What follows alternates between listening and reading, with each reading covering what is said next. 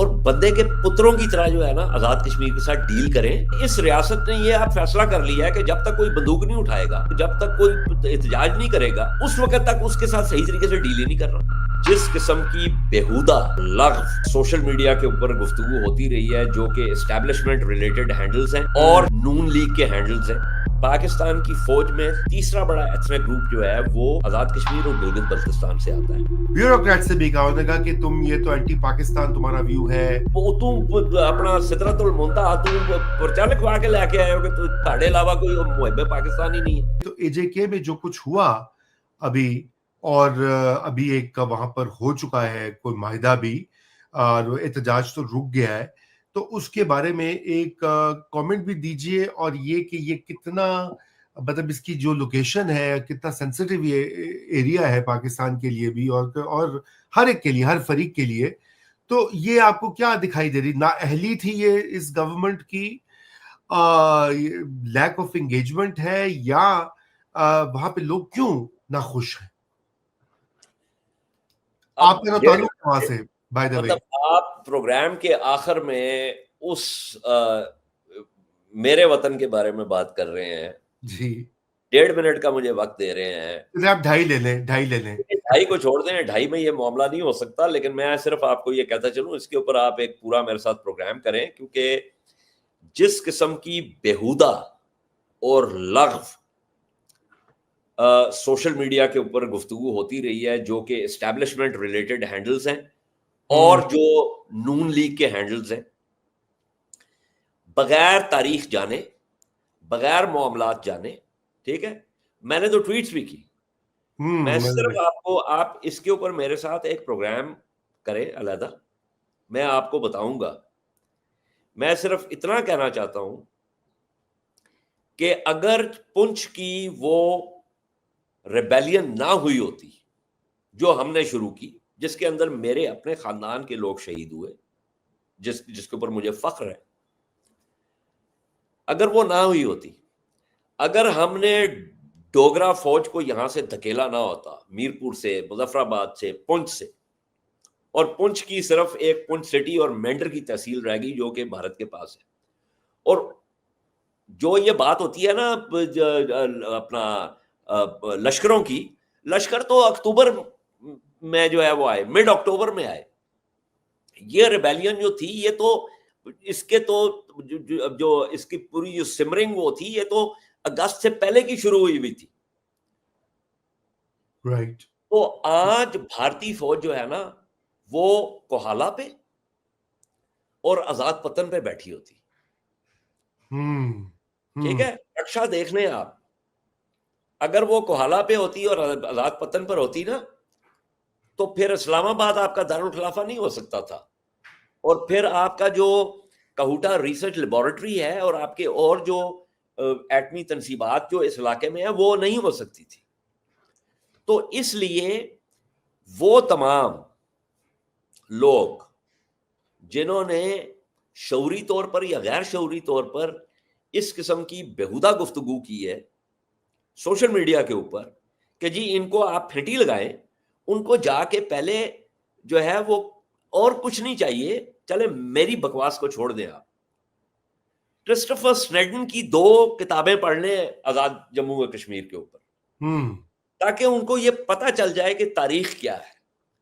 یہ جو آپ کے جو ناظرین یہ کہتے ہیں نا کہ جی تاریخ میں نہیں جانا چاہیے، وہ اس لیے کہتے ہیں کہ جب ان کو تاریخ میں لے کے جایا جائے نا تو پھر انہوں نے جو عمارت آج کے حال میں کھڑی کی ہوتی ہے، ان کو پھر خیال آتا ہے کہ اس عمارت کی بنیادیں کتنی بودی ہیں۔ جی تو وہ لیکن میں صرف ایک بات کرنا، دیکھیں آزاد کشمیر کے لوگ have always been loyal، ٹھیک ہے، ہم نے پاکستان کے لیے بہت قربانیاں دی ہیں، پاکستان کی فوج میں تیسرا بڑا ایتھنک گروپ جو ہے وہ آزاد کشمیر اور گلگت بلتستان سے آتا ہے، تو اس لیے یہ جو وینل قسم کی پالیسیز ہیں نا ان کو ختم کریں اور بندے کے پتروں کی طرح جو ہے نا آزاد کشمیر کے ساتھ ڈیل کریں۔ بھارت کو تو ہم یہ کہتے ہیں کہ اس نے جو 370 ہے اس کو ڈائلیوٹ کر دیا، اس کے اوپر تو اے جی نورانی نے پوری کتاب بھی لکھی، تو اب میں آپ کو کیا بتاؤں کہ وہ جو ایک خفیہ معاہدہ ہوا تھا 1948 میں، اس کے بعد سے لے کے اب تک آزاد کشمیر کا کیا حال کیا گیا ہے وہ ایک علیحدہ داستان ہے.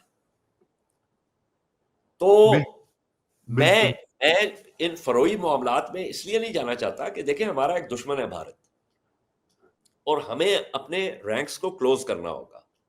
لیکن رینکس کو کلوز کرنے کا یہ مطلب نہیں ہے کہ you start taking people from Azad Kashmir for granted, کیونکہ اس ریاست نے یہ اب فیصلہ کر لیا ہے کہ جب تک کوئی بندوق نہیں اٹھائے گا، جب تک کوئی بندہ، جب تک کوئی احتجاج نہیں کرے گا، اس وقت تک اس کے ساتھ صحیح طریقے سے ڈیل ہی نہیں کرنا. شرافت کی زبان جو ہے وہ اب انکا ہو چکی ہے. جی میرے خیال سے آپ کی بات جو درست ہے کہ ہمیں اس کے اوپر تفصیل سے بات کرنی چاہیے. ایک تو وہاں کی جو معاشرت، معیشت، سیاسی نظام جس کا کہ تذکرہ ہوتا رہا 12 سیٹس کا، اور اسلام آباد کا کنٹرول، ان تمام امور کے اوپر ہمیں تفصیل سے بات کریں گے. اسی لیے بیڑا غرق کر دیا آپ نے یار. یہ مطلب مجھے میں نے جب ایک دفعہ جو ہے وہ 2016 میں اس کے اوپر گفتگو کی تھی تو نیشنل ڈیفنس یونیورسٹی سے بین کر دیا گیا تھا. وہ ٹھیک ہے، تو آپ نے میرے ساتھ، میں نے تو اس زمانے میں بھی ابھی، اور یہ ابھی سے نہیں شروع ہوا، یہ پچھلے 3-4 سال سے ہو رہا ہے. یہ بجلی کے بلوں کے اوپر شروع ہوا ہے، اس کے اور بے شمار محرکات ہیں، اس کی تفصیل میں ہم جا سکتے ہیں. میں نے ایک اعجاز آرٹیکل لکھا تھا آج سے 10-12 سال پہلے، بلکہ ہم نے ایک فرائیڈے ٹائمز کے لیے ایک ایشو کیا تھا اے جے کے کے اوپر، اے جے کے. تو اس میں نے لکھا تھا کہ چیف سیکرٹری جو ہوتا ہے وہ اس کے تھرو اسلام آباد کنٹرول کرتا ہے ساری بیوروکریسی، ساری پالیسی میکنگ. بھائی جان میری بات سنیں، میں قطع کلامی کر رہا ہوں، معذرت خواہ ہوں میں آپ سے. آپ چھوڑ دیں، سیکشن آفیسرز جو ہے وہ کنٹرول کرتے ہیں جو اسلام آباد میں بیٹھے ہوئے.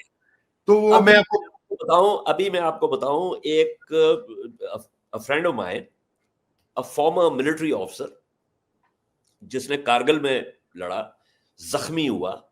اب وہ ایک اور جو ہے وہ اوتار میں ہے، سرکاری ملازم ہے ابھی تک. وہ ابھی گیا ہوا تھا گلگت بلتستان اور اس نے جو مجھے ایویلیویشن بھیجی ہے، ہاں وہ اگر میں آپ کے ساتھ شیئر کروں تو آپ کو اندازہ ہو جائے گا کہ ہم یہاں پہ کیا کچھ کرتے جا رہے ہیں.